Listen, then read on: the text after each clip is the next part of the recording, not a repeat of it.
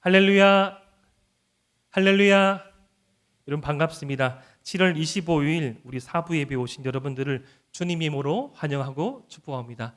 특별히 지난주부터 우리가 방학이 되어가지고 제가 이제 여러분들 오실 때 한번 얼굴 보겠다고 찬양 한 두 번째 곡까지 서 있어 봤는데 방학을 맞이해서 이렇게 올라오신 분들도 계시고, 그리고 또 다른 이동을 앞두고 이렇게 몇 번에 남지 않는 우리 공동체 예배를 드리신 분도 계시고, 또 휴가를 맞이하여서 또 나와서 또 예배를 드리신 분도 계시고, 각가지 그런 서로 다른 상황과 환경 가운데 나와 있지만 단 하나의 공통된 그런 조건, 그런 사항들은 하나님 앞에 예배드리러 나왔다는 것입니다.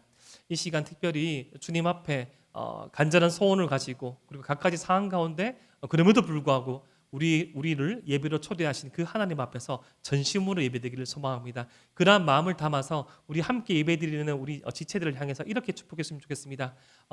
주님께서 기뻐하시는 예배자가 됩시다. 시작. 주님께서 기뻐하시는 예배자가 됩시다. 아멘. 그럴 줄 믿습니다. 우리가 공동체적으로 계속적으로 묵상하고 있는 말씀이 바로 시편 말씀을 묵상하고 있습니다. 여러분, 시편 말씀은 후대의 편집자가 5권의 말씀으로 묶어서 편집하여 있습니다. 그러면 1권, 2권, 3권, 4권, 5권 이렇게 묶어져 있는데요. 특별히 이 5권으로 묶인 이유가, 특별히 여러분들 이 창세기부터 신명기까지 모세 오경의 그런 구성과 비슷하고 하여서 그렇게 묶었다는 그런 주장이 있습니다. 저도 어느 정도 그것이 타당하다고 여겨집니다. 여러분, 그렇다면 이 창세기 말씀은 어떤 이 주제로 묶어서 설명할 수 있을까요? 바로 창세기 말씀은 하나님이 어떤 분이시고, 하나님께서 창조하신 이 세상과 우리 인간이 어떠한 존재인가를, 어떠한 곳인가를 말하는 말씀이라 할 수 있겠죠. 그러한 의미에서 시편 제1권은 그 창조의 의미가 담겨져 있다고 저는 생각합니다. 하나님께서 어떤 분이시고 사람이 누구인지에 대한 그러한 고백과 그러한 기도와 그러한 찬양이 시편 1권 가운데 집중되어져 있는데, 이 시편 1편의 대부분의 저자는 누구일까요? 답을 말해버렸네요. 다윗입니다. 다윗. 이 다윗이 지은 시편 1편의 그런 이 1권의 그 말씀 가운데 무려 한 26편 정도가 이 슬픈 마음, 비통한 마음, 좋지 못한 상황 가운데 기록된 비탄시 혹은 애가라고 합니다. 애가. 고난과 관련된 이 저작이, 고난과 관련된 시가 시편 1권 안에서 26편이나 납니다. 그런 의미에서 지금이나 그때나 성도의 삶 가운데, 하나님의 백성의 삶 가운데 고난, 어려움, 시련은 빠질 수 없는 필수 요소인 것 같습니다. 특별히 그때나 지금이나 하나님의 백성이 그런 품은 그런 고난은 어떤 공유적인 것, 어떤 이 겹쳐지는 것들이 많이 있음을 우리가 살펴볼 수 있습니다. 오늘 특별히 시편 27편의 이 말씀을 통하여서 우리가 함께 살펴볼 것은, 특별히 하나님께서 우리에게 허락하신 이 말씀 가운데 우리에게 주어진 이 고난과 현실과 상황 가운데 어떻게 살아갈지에 대한 그 말씀이 주어져 있습니다. 우리가 이 시편 27편의 말씀을 살펴보면 처음에 이 다윗이 두려움과 무서움 가운데 있음을 바라볼 수 있습니다. 먼저 다윗의 상황이 시편 27편 2절과 3절과 12절 말씀이 나와 있습니다. 자, 저는 이 시편 27편의 상황을 어떤 누구에게 쫓기는 상황이라고 생각하는데, 시편 27편 2절과 3절 보니까 이러한 표현이 있습니다. 악인들이 내 살을 먹으려고 내게로 왔으나 나의 대적들, 나의 원수들인 그들은 실족하여 넘어졌도다. 군대가 나를 대적하여 진칠지라도 내 마음이 두렵지 아니하며 전쟁이 일어나 나를 치려 할지라도 나는 여전히 태연하리로라. 시편 27편 2절과 3절 말씀을 살펴보면 지금 다윗의 정황이 마치 자기의 살을 뜯어먹으려고, 사람이 사람을 이렇게 시기나진 잘 않죠. 이 뜯어먹으려고 한다는 그 표현 자체가 어떤 원수, 어떠한 악인들의 추격을 받고 있음을 알 수 있습니다. 그런데 시편 27편 3절의 표현 보니까 군대라는 표현이 나오는 거 보니까 군대를 동원하여서 어떤 군사 조직을 동원하여서 쫓김을 받고 있다고 우리는 알 수 있습니다. 특별히 다윗의 생애는 이 군사의 추격, 군대의 추격을 받은 일이 상당히 많습니다. 그런데 시편 27편 12절 말씀을 보면 이 지금 다윗의 상황이 어떤 폭력, 어떤 살인의 위협, 그러한 육체적인 고난만이 있는 것이 아니라 다른 좀 더 복잡한 상황이 있음을 압니다. 우리 시편 27편 12절 말씀을 함께 읽겠습니다. 시작. 내 생명을 내 제적에게 맡기지 마소서. 위증자와 악을 토하는 자가 일어나 나를 치려 함이니이다. 여러분, 지금 대적으로 표현된 이 다윗의 쫓는 그 사람들이 위증자, 악을 토하는 자로 표현되어져 있습니다. 지금 이 다윗의 대적은 위증, 거짓된 증언을 하고 있고 루머를 퍼뜨리고 다윗에게 어떤 육체적인 폭력이나 살인의 위협뿐만 하는 것이 아니라 다윗이 획득한 삶의 지위, 삶의 체계, 인간관계를 내면적으로 그리고 심리적으로 깨트리고 있고 그를 공격하고 있음을 바라보게 됩니다. 아마도 그러한 것까지 고려해 봤을 때 다윗이 지금 처한 이 쫓김은 아마도 다윗의 아들인 압살롬에게 쫓김을 당한 상황이라고 저는 추정합니다. 왠고하니 압살롬은 다윗이 가장 아끼던 아들 중에 한 명이었는데 이 다윗의 집안 가운데 일어났던 안타까운 일 때문에 아버지에게 이 악한 마음을 품고 계획적으로 조직적으로 이스라엘 사람들의 마음을 빼앗아서 이스라엘 사람들의 마음을 돌려서 자신에게로 향하게 하고 아주 거대한 치밀한 쿠데타를 일으킨 사람이 바로 압살롬이었습니다. 그런데 이 압살롬은 얼마만큼 나쁜 일을 했는고 하니 이 왕의 자신의 아버지의 후궁들, 후처들을 사람들이 보는 앞에서 육체적인 관계를 맺습니다. 이게 뭔가 하면 사람들 앞에서 무력 시위를 한 것입니다. 심리전을 펼친 것이죠. 이제 이스라엘의 왕은 내가 왕의 부인을 취하였으므로 내가 왕이라는 것을 어떤 데몬스트레이션, 데모를 통하여서 시위를 통하여서 어떤 무대를 통해서 펼쳐 보였다는 것입니다. 다윗에게 압살롬만큼 가슴 아프고 치명적이고 위협적인 대적은 없었습니다. 그런데 압살롬 자신의 아들이 대적이라니, 이 압살롬의 추격을 당하는 이 구약 말씀을 읽어보면 다윗은 끝까지 자신의 부하들에게 부탁합니다. 압살롬은 만약에 잡더라도 절대 죽이지 마라. 압살롬은 그는 참 어린 아이니까 잘 대해줘라. 끝까지 생포해서 데리고 와라. 흔히들 우리가 영화에서 보는 어떤 악인들이 취하는 그런 행태는 아닙니다. 죽이지 말고 꼭 살려와. 왜 그러죠? 살려와서 자기가 정말 고통스럽게 죽이려고 그런 명령을 하죠. 그런 의미의 명령이 아니었습니다. 그는 작은 아이니, 어린 아이니 꼭 데리고 오라고. 아니 20이 넘었는데 성인인데 여전히 압살롬은 다윗이 보기에 가장 아끼는 아들이었던 것이죠. 그런데 압살롬이 죽임을 당하자 내 아들 압살롬아 하면서 너무나 통탄히 여기는 큰 비통에 빠지는 이 다윗의 심리 때문에 사람들은 마음이 어려워지기까지 했다고 합니다. 이러한 상황 속에서 마치 압살롬으로 추정되어지는 조직적이고 우리 자신에게 폭력적인 가해를, 육체적인 폭력을 가해할 수 있고 생명까지 취할 수 있고 이미 우리 인간관계를 다 허물어뜨려 놓고 루머와 악성 소문으로 말미암아 관계까지 파괴한 그런 적들이 쫓아오고 있는 정황이라면 우리는 어떻게 반응해야 할까요? 다윗의 반응을 한번 살펴보기 원합니다. 시편 27편 10절 다윗의 고백을 한번 봅시다. 시편 27편 1절 말씀을 우리 함께 한번 읽어보겠습니다. 시편 27편 1절 말씀. 여호와는 나의 빛이요 나의 구원이시니 내가 누구를 두려워하리요? 여호와는 내 생명의 능력이시니 내가 누구를 무서워하리요? 지금 다윗은 고백합니다. 암흑과 같은 자신의 현실 가운데 빛 되신 분이 있다. 그렇죠. 지금 다윗은 압살롬으로 추정되어지는 너무너무 가까운 사이지만 자신에게 입체적으로 아주 잔혹하게 계획적으로 온 힘을 다해서 자신을 죽이려고 달려드는 자신의 모든 생애의 조건을 파멸시키는 그 대적들의 위협 앞에서 다윗은 고백하고 있습니다. 이 캄캄한 암흑천지인 현실 가운데, 상황 가운데 빛 대신이 나의 구원자가 되시는 하나님이 계심으로 내가 누구를 두려워하리요라고 고백하고 있습니다.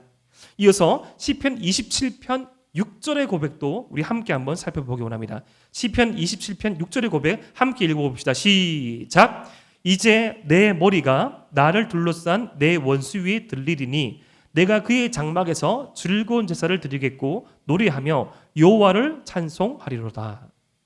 지금 다윗은 일어나지 않은 상황을 선감사합니다. 가정하여서 원수를 사이에서 내가 들려질 것이다. 교만하여서 고개를 빳빳이 드는 것이 아니라 내가 승리하고 이 고난과 역경을 통과하여서 내가 고개를 들 수 있을 것이다.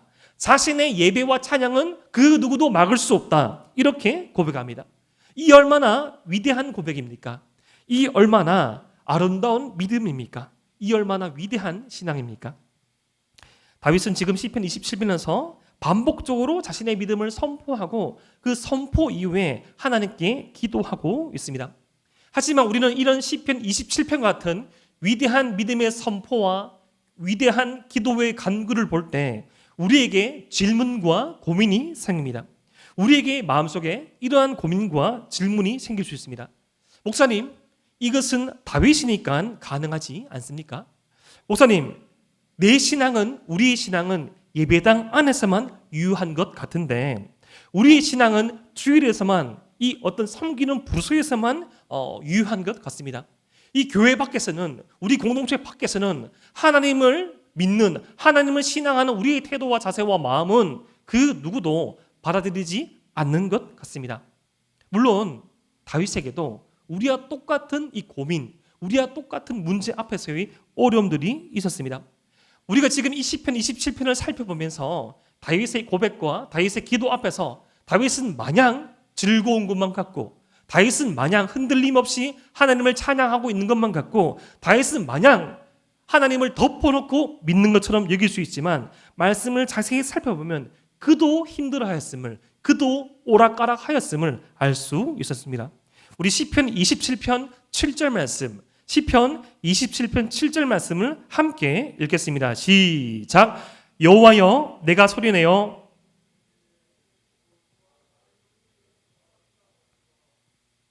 지금 타는 애타는 마음으로 말하는 겁니다. 하나님, 내가 소리를 내어서 부르짖을 때, 내가 소리를 내어서 간구해야지만 하나님께서 들으실 것 같습니다. 나를 불쌍히 여기시고 나를 또 불쌍히 여겨 주시고 응답하여 주시옵소서. 지금 다윗의 상황은 하나님의 응답이 지체되고 있는 것입니다.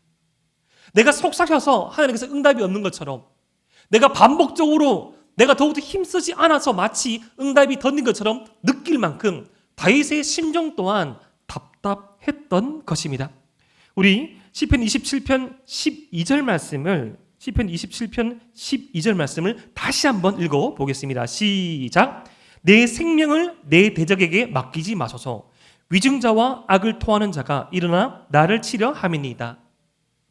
좀 전에 읽었던 말씀이지만 우리는 지금 다윗의 상황도, 다윗의 마음도 만만치 않았다는 거, 그도 헷갈리고 그도 답답했고 그도 어려웠다는 그런 이런 이해 가운데 12절 말씀을 읽어보면 그의 숨결이, 그의 신음이, 그의 땀이 느껴집니다. 하나님, 내 생명을 내 대적에게 맡기지 마소서. 하나님, 힘듭니다. 위증자와 악을 토하는 자가 내 주변에 걸쳐져 있습니다. 이 다윗의 생애를 살펴보면, 제가 저번에도 한번 말씀을, 이 그일라 주민을 구하는 말씀을 나눠서 봤지만 다윗은 수많은 배신을 당합니다. 다윗은 수많은 배신을 사람들에게 당합니다.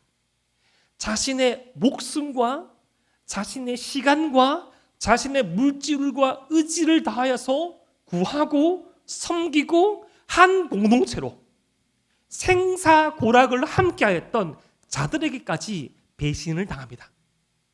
그 누구도 아닌 자신의 아들에게도 배신을 당합니다.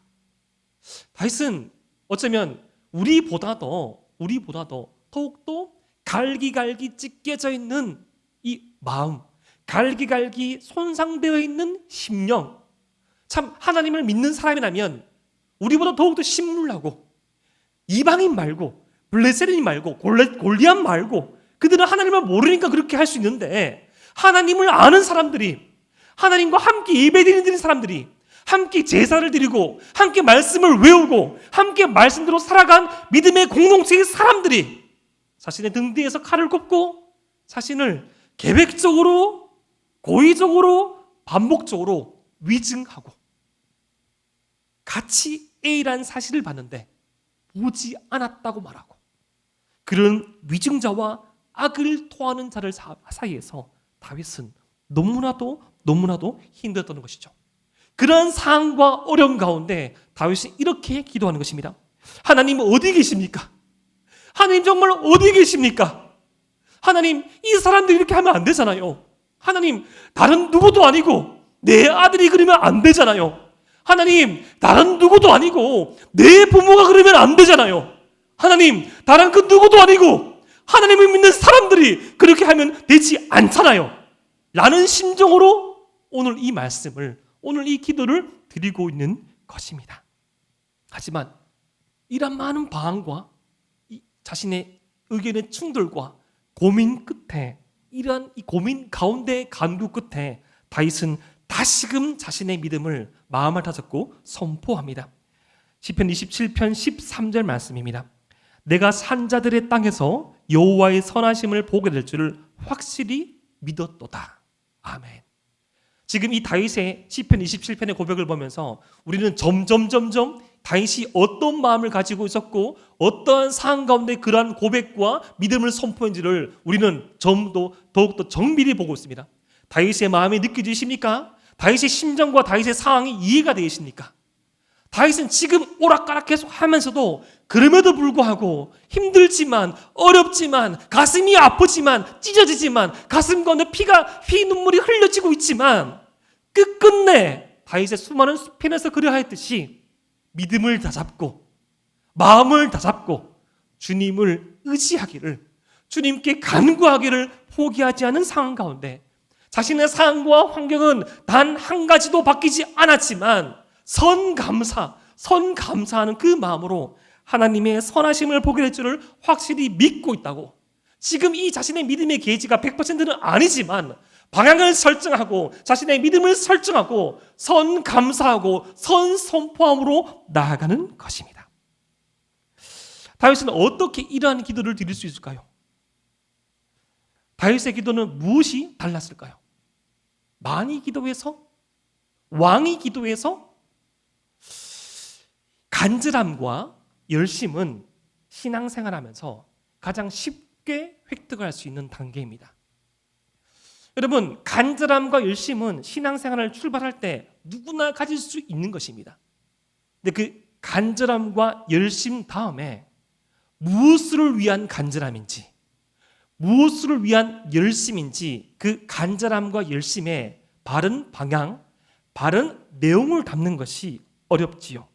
정말로 중요한 것은, 정말로 저와 여러분들이 우리 에바다윗 공동체가 신앙생활을 할 때 가장 중요하게 신경 써야 할 문제는 무엇인가 하니, 우리가 열심을 내는데, 우리가 간절하는데, 우리가 노력하는데, 우리가 땀을 흘리는데, 눈물을 흘리는데, 무엇을 위한 땀을 흘리고 무엇을 위한 눈물을 흘리며 무엇을 위한 열심을 내는지 그 내용과 방향을 설정하는 것입니다. 다윗의 기도는, 다윗의 신앙은 그 방향과 그 내용이 달랐습니다. 다윗에게는 단 하나의 소원이 있었습니다. 그는 다윗의 기도를 보면 우리가 확인할 수 있습니다. 우리 시편 27편 4절 말씀, 시편 27편 4절 말씀을 함께 읽겠습니다. 시작. 내가 여호와께 바라는 한 가지 일, 그것을 구하리니 곧 내가 내 평생에 여호와의 집에 살면서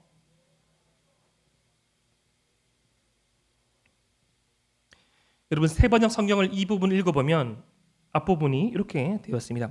주님, 나에게 단 하나의 소원이 있습니다. 주님, 나에게 단 하나의 소원이 있습니다. 명료하죠. 다윗에게 있었던 단 하나의 소원, 그것은 주님과 함께 교제하며 어떤 예배당 안에서 어떤 장소적인 그것이 아니라 주님과 함께 동행하며 주를 바라보고 주를 앙모하며 주님을 예배하는 것, 그것이 다윗의 유일한 끊임없는 소원이라고 고백합니다. 그런데 지금 다윗의 상황은 그렇지 않죠. 군대가 자신을 추격하고 있습니다. 다윗의 표현에 따르면 자신의 살을 뜯어먹으려는, 얼마나 징글징글했을까요? 살을 뜯어먹는다는 마치 좀비처럼 표현합니다. 얼마나 그들이 조직적으로 체계적으로 죽자 살자 달려드는지를 알 수 있죠. 그들은 다윗의 목숨만 위협하는 것이 아니라 우리가 말씀을 통해서 살펴보았듯이 자신의 명예, 다윗이 쌓아놓은 시간들, 인간관계, 신앙까지 왜곡하고 그를 욕되게 하고 그의 명예까지 심각하게 훼손시키고 있었습니다. 여러분, 그런 상황이라면 우리는 어떻게 기도할까요? 하나님, 저 군대 좀 막아주십시오. 골리앗과 싸울 때 나와 함께 하신 하나님, 저 압살롬의 군대 좀 물리쳐 주십시오. 만약에 그 대적들이 사울을 왕따시켰을 때, 하나님, 저게 무슨 왕입니까? 여호와 하나님 인정하지도 아니하고 무당에게 점치러 가는 저게 무슨 왕입니까? 하나님, 죽여주십시오. 만약에 이방인이었다면, 하나님, 할례 받지 못한 저 거룩하지 못한 하나님을 대적하는 저 이방인을 쳐주십시오 라고 기도하는 것이 맞지요. 하나님, 저를 억울하게 욕하고 저희 신앙과 저희 힘듦과 저희 모든 것들을 왜곡하고 있는 저자들이 입 좀 막아주십시오. 아니, 입 좀 찢어주십시오 라고 기도할 수 있잖아요.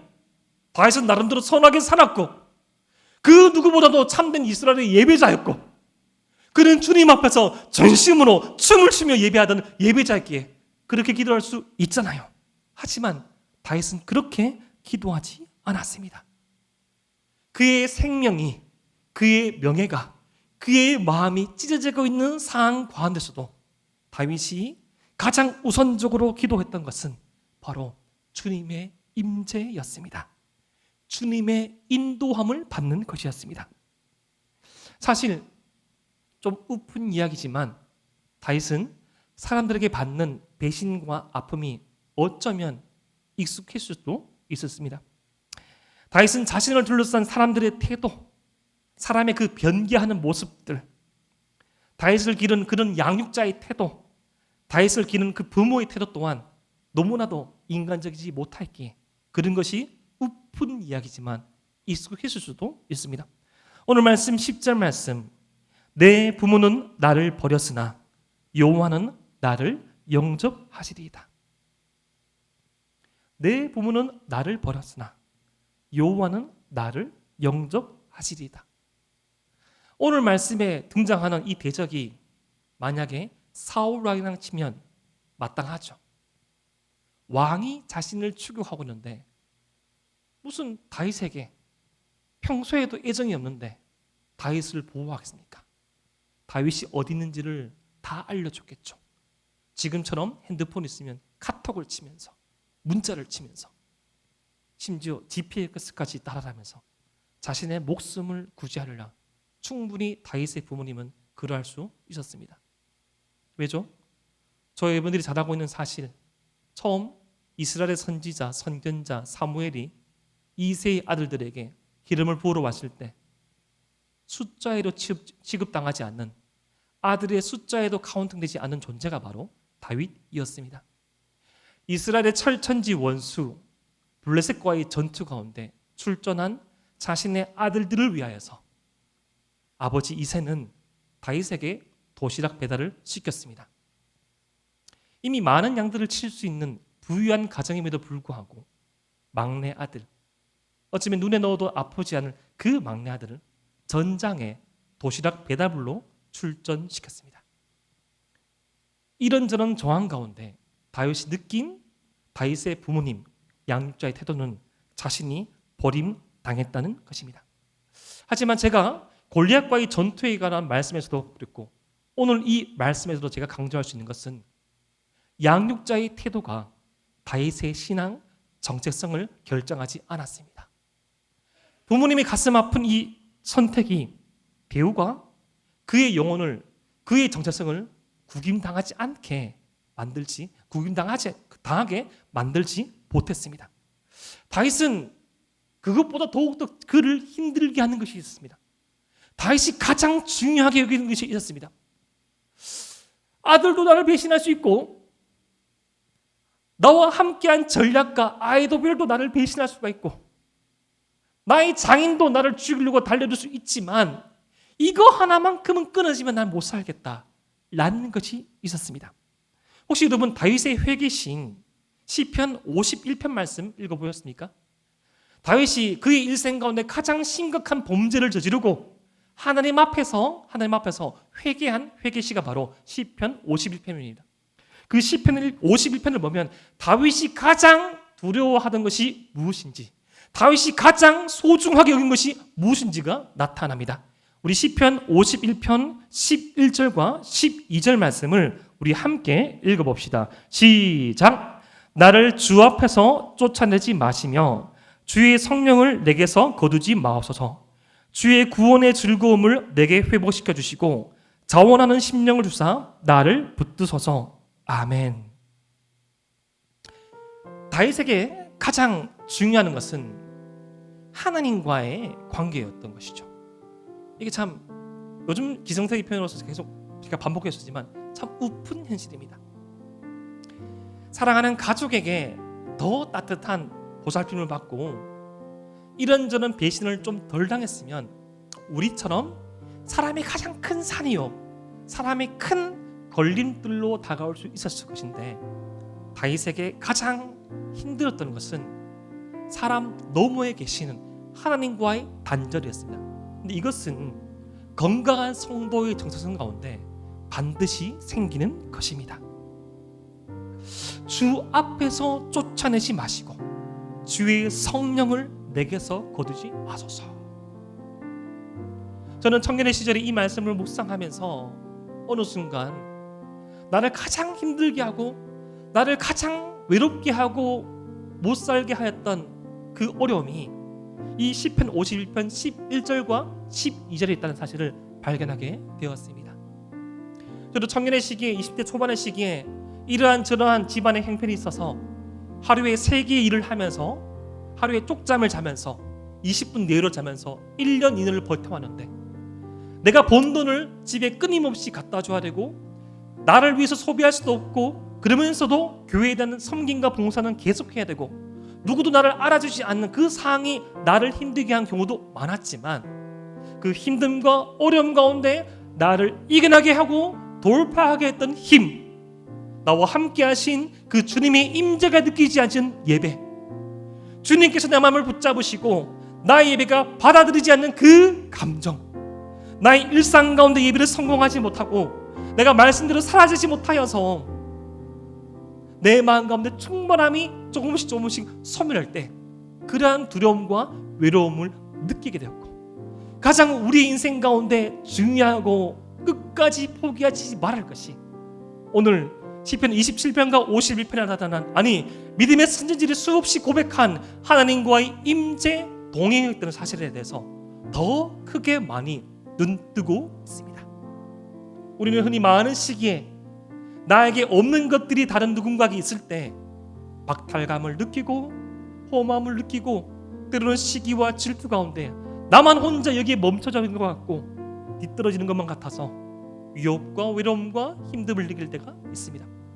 하지만 그러한 것들이 성취됨에도 불구하고 내 마음속에는 갈증이 해결되지 아니하고 결국에 내 삶의 갈증과 부족함을 해결하실 분이 하나님밖에 없다는 그 사실을 깨달을 때 나의 삶의 방향성과 중심이 옮겨지게 됨을 바라보게 됩니다.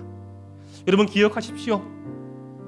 푸른 말하고 꽃은 시드나 풀과 꽃으로 표현되어지는 세상의 모든 부귀와 영향 관계는 변할 수 있고 사라질 수 있지만, 저와 여러분들을 사랑하시는 그 하나님의 언약의 말씀, 약속의 말씀, 그 말씀 가운데 있는 삶은 그 누구도 꺾지 못하고 그 누구도 빼앗지 못합니다. 우리 주님을 이 땅 가운데, 생애 가운데, 사역 가운데 우리 주님의 그 삶과 그 마음을 가장 힘들게 한 순간이 언제였습니까? 예수님의 마음을 알아주지 못하는 대중들의 그 비난과 십자가를 앞두고 당한 그 채찍질과 조롱과 침뱉음이 우리 주님의 마음을 아프게 했을까요? 수많은 기적과 말씀을 행하였지만 주님의 진심을 알지 못하고 변개하고 배신하는 그 대중들이 주님의 마음을 아프게 했을까요? 때로는 허탈하시고 때로는 힘이 드시고 버거울 수도 있지만 그것은 우리 주님께 가장 큰 어려움은 아니었습니다. 우리 주님께서 이 땅 가운데 사역하실 때 가장 큰 두려움, 우리 주님에게도 가장 큰 어려움은 무엇인가 하니 그것은 바로 저와 여러분들의 죄를 대신 짊어지시고 십자가 위에서 죽음을 앞두시고 그 죄짐 맡은 구주로서 단 한 번도 경험하지 못한 하나님과의 단절, 아버지 하나님의 임재가 끊어지고 하나님의 품 안이 아닌 품 밖에 있는 존재가 될 때 우리 주님은 그것이 두려웠고 가장 크게 힘드셨습니다. 그때 우리 주님께서 이렇게 고백하셨죠. 엘리 엘리 라마 사막다니, 나의 하나님 어찌하여 나를 버리셨나이까. 죽는 것이 두려운 것이 아니라 주님께 가장 두려운 것은 아버지 하나님과의 임재 관계가 끊어진 상태. 여러분 곰곰이 생각해 보십시오. 우리를 가장 힘들게 하는 것이 무엇입니까? 나의 예배가 받아들이지 않을 때, 나의 삶이 주님께 용납되지 않을 때, 가면을 쓰고 있고 연기를 하고 있지만 내 삶 가운데 껍데기만 남아있고 내 속은 사라졌을 때, 오 아버지 하나님, 성령을 회복시켜 주시옵고, 오 주여 자원하는 심령을 회복시켜 주시옵고 다시금 나의 예배를 받아 주시옵소서 라고 하는 그 어려움이 가장 큰 우리 인생의 질문이며 저와 여러분들에게 가장 중요한 그 사실 아닐까요? 우리는 무엇이 가장 크게 두렵습니까? 반대로 우리는 무엇이 가장 제일 소중합니까? 우리에게 가장 두려운 것이 우리에게 가장 소중한 것입니다. 다윗이 우리 주님께서 수많은 믿음의 선진들이 그러하였듯이 하나님과의 동행이 가장 간절한 소원이 되기를 소망합니다. 하나님과의 가장 거룩한 임재가 우리의 삶의 가장 큰 간구가 되기를 원합니다. 가끔씩 교육자로서 삶을 살아갈 때 이렇게 저렇게 만나는 많은 성도들과 청년들 가운데 굳이 이렇게까지 섬기지 않아도 되는 그런 상황 가운데 있는 그런 권사님, 그런 장로님, 그런 집사님, 그런 청년들을 간혹 만날 때가 있습니다. 그들에게 한 가지 공통점이 있었습니다. 암으로 말미암아 자신에게 남아있는 생애가 얼마 남지 않았음에도 불구하고 마지막까지 주일학교 교사를 하시는 어느 권사님의 고백이었습니다. 권사님, 이제 좀 몸 좀 돌아보셔야죠. 권사님, 좀 공기 좋고 물 좋은 곳에 가셔서 좀 쉬셔야죠 라고 하였을 때 권사님께서 그 세상 그 누구보다 가장 평온한 미소를 지시면서 했던 말씀이 기억납니다. 목사님, 주님의 몸된 교회를 섬기는 것이 가장 행복합니다. 이렇게 예배 드릴 수 있음이, 이렇게 소년부 아이들에게 말씀 전할 수 있음이, 그들의 눈과 눈을 대면하면서 대할 수 있음이 가장 행복합니다. 안식은 천국에서 주어지는 것이죠. 굳이 리더로 섬기지 않아도 되는데 자신의 힘든 아픔과 형편 가운데 일을 2개나 3개나 하면서 섬김을 또다시 자원하던 어느 리더의 고백이 지금 이 순간 생각나네요. 누구야? 리더가 모자라지만, 리더를 섬기던 그 팀장이 모자라지만 이번에 그렇게 안 섬겨도 괜찮은데, 안 섬겨도 좀 이렇게 할 수 있는데 좀 생각해보지. 목사님, 이때 아니면 언제 섬기겠어요? 내게 부어주신 하나님의 은혜가 너무나 큰데, 사람으로 살면서 가장 행복한 것이, 복된 것이 영원히 영혼을 섬기는 것인데 그 특권 누구에게도 빼앗기지 싫어요. 어느 장로님의 고백이 기억납니다.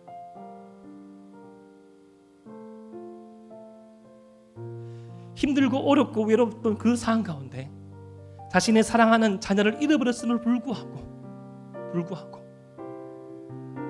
그 섬김의 자리를 끝까지 지키면서 그 누구에게도 내색하지 않던 그 장로님께서 어느 한 예배에서 드리던 기도가 떠오르네요. 오 아버지 하나님, 우리 사랑하는 어느 교회의 모든 성도들, 주님 앞에 평생 살면서 참된 예배자의 기쁨을 빼앗기지 말게 하여 주시옵소서. 하나님께서 허락하신 인생의 최고의 기쁨, 예배자의 삶 빼앗기지 말게 하여 주시옵소서. 가식이 아니라 삶으로, 믿음으로 증명된 그 고백 가슴속에 남아 있습니다. 오늘 다윗은 시편 27편 14절 마지막으로 이렇게 저와 여러분들에게 부탁합니다. 너는 여호와를 기다릴지어다. 강하고 담대하며 여호와를 기다릴지어다. 하나님을 기다리는 인생, 하나님을 사모하는 인생, 버티고 또 버틸지라도 담대하며 강함으로 버티고 버틸 때, 지금 다윗의 상황도 만만치 아니하고 대적이 온 군대가 자신의 사랑하는 사람이 자신을 조롱하고 관계까지 다 끊어지고 있고 아무것도 없는 상황이지만 그럼에도 불구하고 강하고 담대하며 여호와를 기다릴 것을 촉구하는 이 말씀, 저와 여러분들을 위한 말씀입니다. 어떻게 이런 부탁을 할 수 있죠? 인생의 가장 큰 행복이 주님을 기다린 것을 알 때, 주님과 함께함을 알 때 그러한 부탁을 할 수 있는 것이죠. 우리의 단 한 가지 소원, 주님과 함께하는 것, 이 고백이 저와 여러분들의 삶 가운데 있기를 주님의 이름으로 축복합니다. 기도드립니다.